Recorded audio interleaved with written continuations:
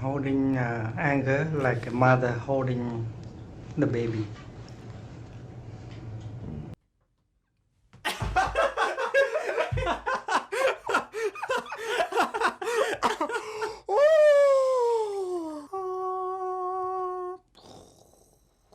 That's what will happen to your mind after watching this episode of Learn With Us. Where we learn what we wish we had been taught in school. With you.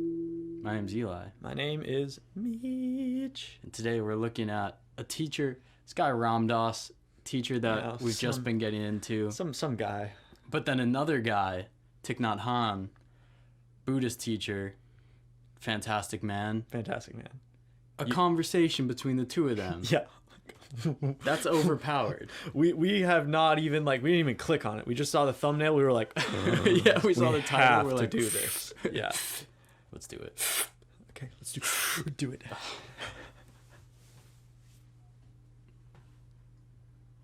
That's what pure silence looks like. Yeah.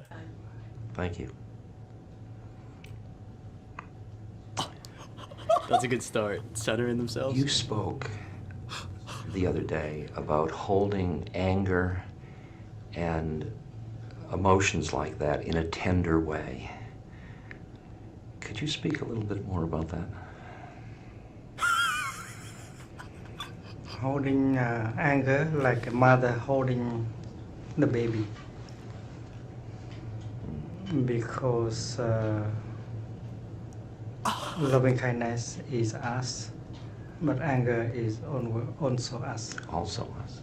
So one part of us taking good care of another part. Anger is a kind of energy that comes from ourselves, and loving kindness or mindfulness is also another kind of energy. And that is why we should know that every time the energy of anger is there, we should invite the energy of mindfulness to be there in order to take care of anger.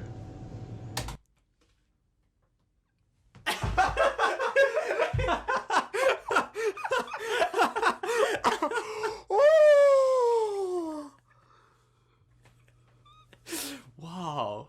That was beautiful. How about, okay, why don't we start every conversation like that? Tell me about... Yeah. Oh my gosh. I just got so calm. Yeah. No, Treating anger as an integral part of you, holding anger like a mother holds her baby. taking responsibility over your anger. Yeah. For your anger. Right, not saying I'm angry because of XYZ. You're says just angry. Anger is an energy that comes from us, from within us. And loving mindfulness is also an energy that comes within us. When you see anger, you can pause and take a second to invite that loving mindfulness. Oh, man. Like, the weirdest thing about these spiritual teachings and stuff is that you can easily get off in this realm of, like, how does this actually apply to everyday life? Yeah. How can I actually practice these things? When in reality, the practicing of it is so simple. Yeah. It's literally you feel anger and you pause for a second and you say, you can literally say or like feel within yourself, let me be loving to this anger. Hello, anger. You can just say those things and all of a sudden your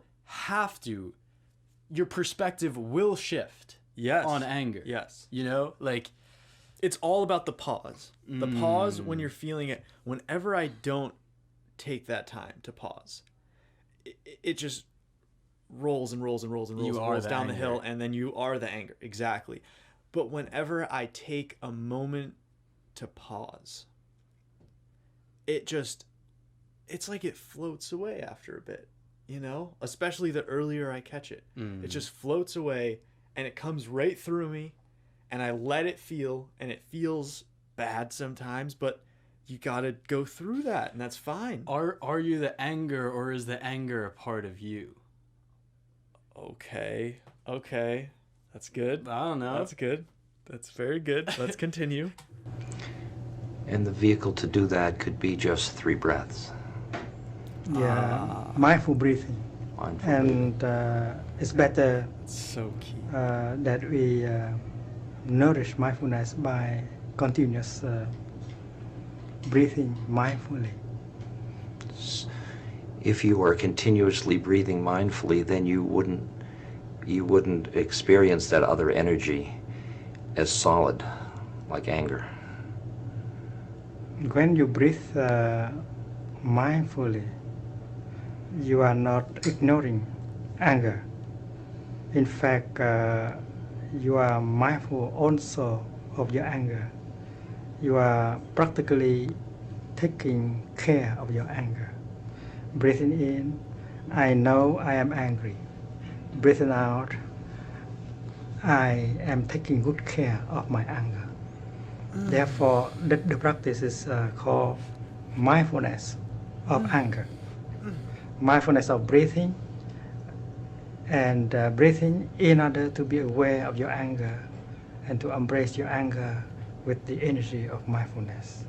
And if we continue like that for some time, there will be a transformation in the heart of the anger. It's like the sunshine with the flower. In the morning, the flowers are not open yet, but the sunshine continue to visit, to shine upon the flower. And the sunshine is not only circulating around the flower, it is penetrating deeply into the flowers.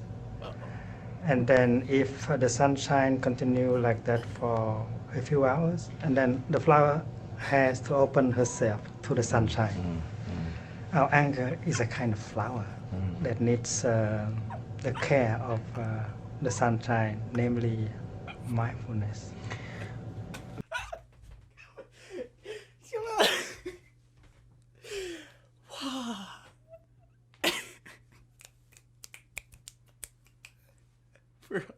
Let's go. What could we add to that? What could we possibly add to that? That's beautiful. I just love that idea that everything you're doing, even when it might feel like you aren't getting anywhere, is like the sunlight shining onto a flower that takes time. But you need to know that every piece of effort you put into that, all the mindful energy, just like the sun's energy that you bring, is slowly opening that flower. This is good. You want to know what that made me think of as well? Yeah. If you're this sun energy in this metaphor and you're shining onto your anger, you're also going to be shining everywhere else as well. It's like just this small act of shining onto your anger is fantastic, but just doing that also allows you to open up your own light everywhere. And it's not just going to be this anger that's going to be affected. It's going to be your full self mood. The people around you are going to be affected. The plants, like everything, your whole environment's going to be affected by that. The idea of mindfulness Yeah. hit me harder the other day than it ever has. Really? I feel like I was talking to you about this, but Oh, yes, the yes. idea that mindfulness is being full of mind, where we could usually be full of anger. You instead are deciding to be full of awareness, full of consciousness. We mean full mind not as in intellectual Yes. mind. We mean mind as in spirit, soul, whatever you want to call it, heart. That you taking that pause to bring your full mind into something you get these healing powers or these abilities to be your fullest self, because now you are full of what you actually are, rather than being full of whatever your initial reaction is to something. Many people who are activists whose heart hurts because of the pain of injustice or pain to the environment often say to me that the attempt to be mindful of one's anger and hold it tenderly will dissipate the energy of the anger that they use for social action. Would you talk about that issue? Good question. Yeah. The energy of anger may be a source of energy, but when you use anger as energy, there may be danger, because when you are angry, you are not lucid. You might say things, or you might do things that can be very destructive. That is why it's better to use other forms of energy, like the energy of compassion, the energy of understanding. Oh, come on! Gosh! Activism, that was a great question. Yeah. Because I think there's a lot of people, I feel like I have really been on this arc that he's talking about. I went through such an intense phase of, I dislike humanity. I actually, no, I dislike this group of people in humanity, but I like all these other humans. And it's like, wait a second. No, I love everyone in humanity. We're just misguided in many ways. We're all being led by fear and anger from these like big mindsets that are seeming to control us. And if I'm going to try to use anger or frustration or fear to dispel all of that, it's never it's never going to work. You know, that's what I've really come to. You're going to end up creating a vicious cycle. Yeah. Because all of a sudden you use fear to repress another group. Yeah. And like that's where the modern environmental movement needs to rise above that, because currently all the documentaries, all the XYZ is anti. Yes. It's not pro nature, pro life, pro whatever. And it's definitely important to recognize the problems. But if we are up to our chests just thinking about the problems, there's no way we're going to get out of it. But that's exactly what he's saying. Yes, is like when you are full of mindful breath, you know, breath, back to that thing I said about being full of mind. Yes. Breath is how you center yourself in mind. Because all of a sudden you are centered in yourself rather than all these things that are jetting around everywhere. Yeah. And when you center in that, you are still aware of all the problems. The problems don't disappear. It is your way of navigating problems that changes. Oh. And becomes lucid. So good. That's so good. I wish everyone was taught that in school. But specifically in my major, because I think every single person in my major, which was like environmental sustainability, went through the process of like being so frustrated, and so many people that I know are still so frustrated with these external things, and they're working from a place of anger and it's just like all this, you know, this shame about like not doing enough and things like that. And I wish everyone could just watch this and feel it.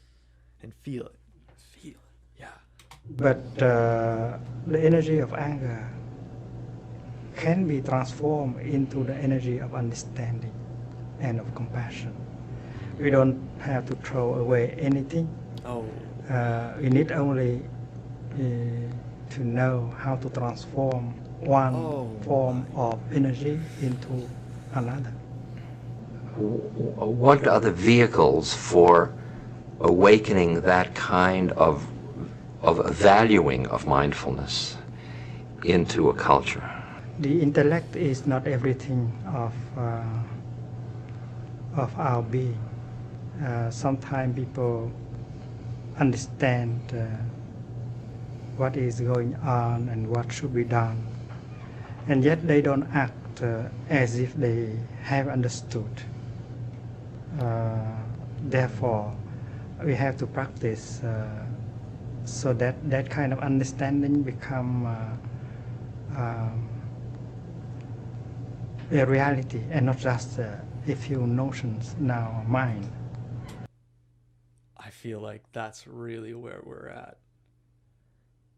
Like that's what we're doing right now. Like Eli and I, we hear these things all the time. We're watching Learn With Us episodes. We're doing our own research on the side. We're so immersed in these teachers, and we get it. We get it. Like, we get it every time. I get it. But now I just need to do it. And that's where the discipline comes in. That's where the day in, day out, recentering yourself. Like, making sure you have practices to keep yourself mindful. Making sure that you can allow the joy to enter your life. Making sure you're opening up to the channels that are always happening, that just letting your energy flow, like all the things that we know, we just need to, that's where we're at, making it a reality. It's the change from know it to be it. Yeah. You know? And the be it knows it. That's the other thing. Like, I feel like a lot of people who attain this type of knowledge, you know, have also, you know, they obviously had to learn a lot of things to get to that first point, but as they've started being it more and more, the knowledge is there for you. Yeah. Because the more you dive into those types of things, the more your perspective changes, the more you start to become lucid. And like you were saying, with lucidity, you start to put things together in ways that you couldn't when you weren't.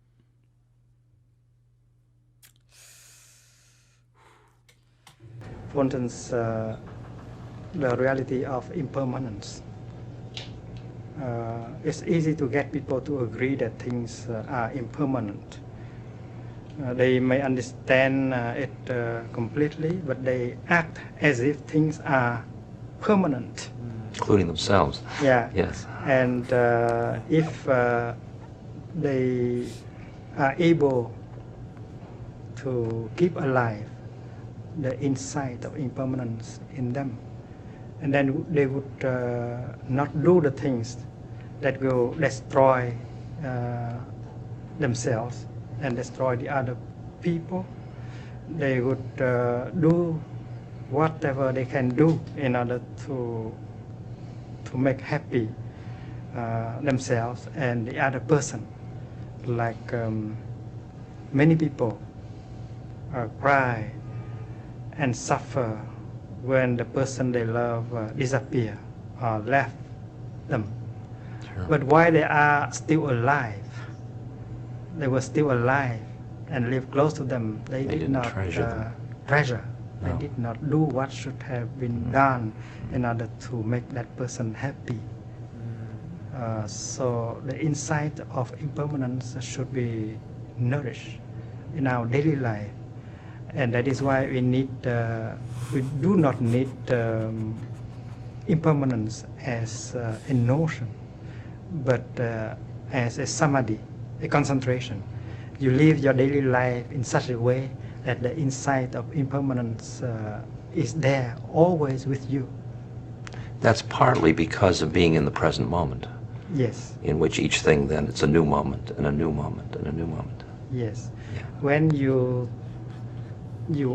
are mindful, you touch deeply which is there and who is there, because mindfulness is the capacity of being there in the present moment.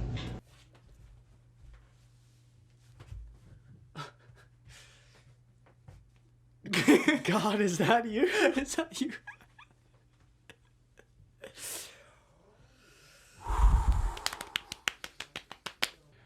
We're acting as if every day you're going to get up and be alive and be healthy and be happy. And then you take it for granted. And then you take it for granted. Because if you're going to be like that permanently, you don't need to take care of it. You don't need to appreciate every minute of it. Wow. And that appreciation, gratitude, deep experience is what you get if you are constantly acknowledging the fact that things are impermanent. Not just impermanent, but constantly in flux. Movement is the only constant.